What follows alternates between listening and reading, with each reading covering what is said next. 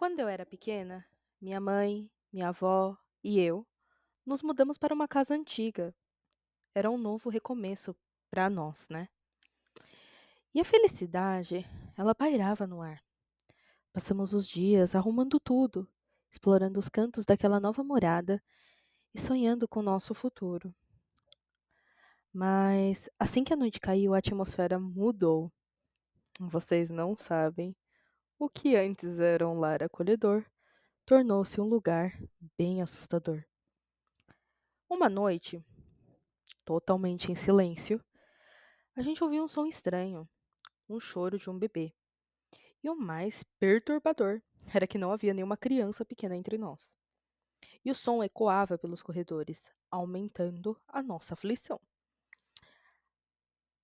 Eu, minha mãe e minha avó, aterrorizadas, a gente correu pela casa em busca de onde estava vindo aquele choro.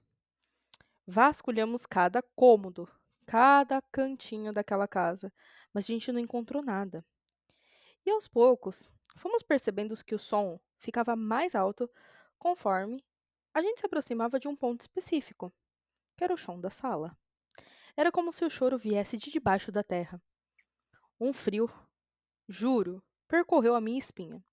E quando minha avó, pálida, sussurrou algo que os antepassados dela sempre diziam: quando escutaram o choro de um bebê, e não há bebê na casa, é que a alma de uma criança que está presa ainda na terra.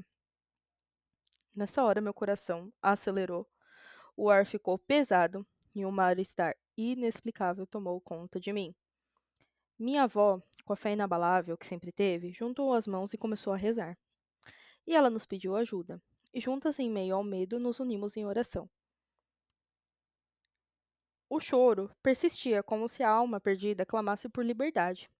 Então minha avó fez algo inesperado. Com a voz firme, ela disse: eu te batizo, em nome do Pai, do Filho e do Espírito Santo. E falou: Maria ou José? Porque se fosse Maria, era um bebê que era uma menina. E se fosse José, era porque o bebê era um menino. E o silêncio se espalhou pela casa, como um suspiro de alívio.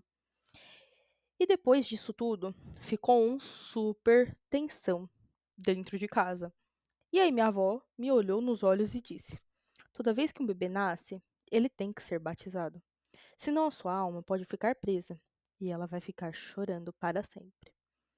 Essa noite vocês podem ter certeza que marcou a minha vida para sempre. Eu nunca vou esquecer as palavras da minha avó. E quando eu me tornei mãe, fiz questão de batizar os meus filhos após um mês de resguardo.